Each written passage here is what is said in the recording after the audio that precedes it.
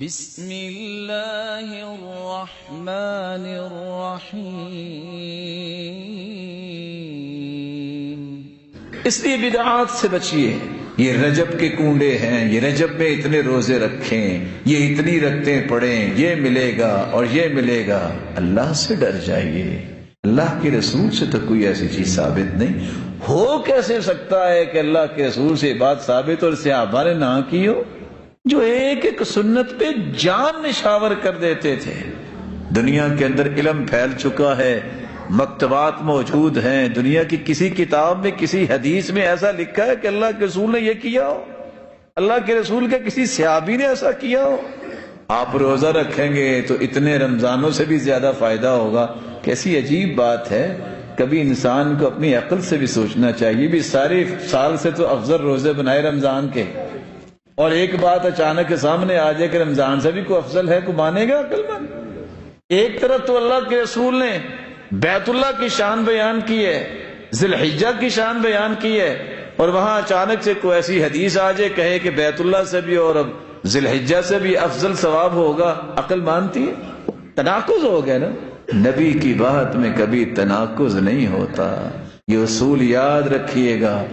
اللہ کے رسول کی بات آپس میں کبھی ٹکرائی نہیں ہے۔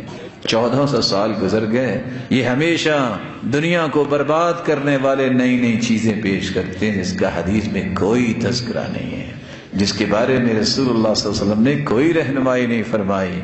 بعض لوگ نا آپ کو دھوکہ دینا چاہیں گے، وہ پتہ کیا کہیں گے؟ یہ بدعت کی رٹ لگائی رکھتے ہیں۔ آپ بھی تو نہیں تھے نا اللہ کے رسول کے زمانے میں، تو آپ بھی بدعت ہوئے۔ یہ چکمہ دینے کے طریقے ہیں۔ تو چلو، اگر آپ اس تعریف پہ آتے ہیں کہ فلاں نہیں تھا تو یہ بدعت ہے، تو آپ بھی نہیں تھے، بدعت تو آپ بھی ہوئے۔ پھر بات یہ نہیں ہے، جس چیز کو دین سمجھ کے اختیار کیا جائے اور اس بات کا تذکرہ قرآن میں نہیں ہے، حدیث میں نہیں ہے، وہ بدعت ہے۔ اس وقت اگر آپ کی تعریف کو مان لیا جائے کہ اللہ کے رسول کے زمانے میں نہیں تھا تو بدعت ہے، تو پھر تو تابعین بھی، تبع تابعین بھی ساری بدعت ہو گئے۔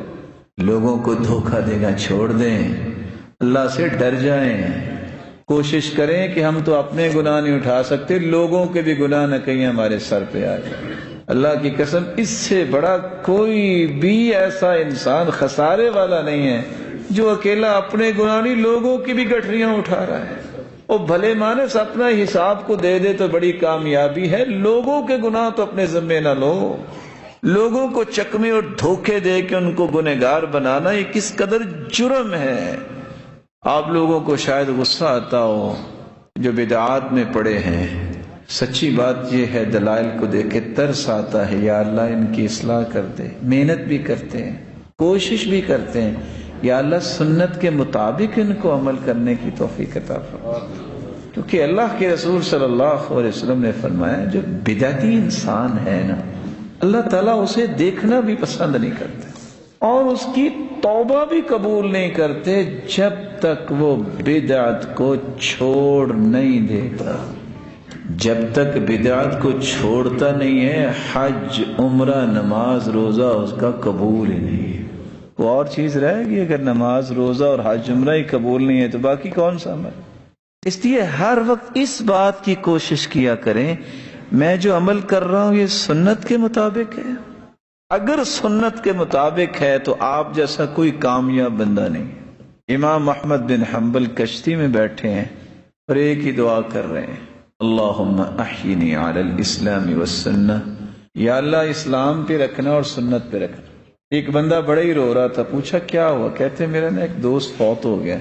کہتے اتنی بات بتاؤ، حل ہوا کان علی السنہ، کیا وہ سنت کے مطابق زندگی گزارتا تھا، یعنی اللہ کے رسول کے طریقے کے مطابق؟ کہا جی ہاں۔ کہتے پھر غم نہ کرو، ستلقاہ، ان قریب تم جنت میں اکٹھے ہو گئے۔ اللہ تعالی ہمیں سنت کا پابند بنائے۔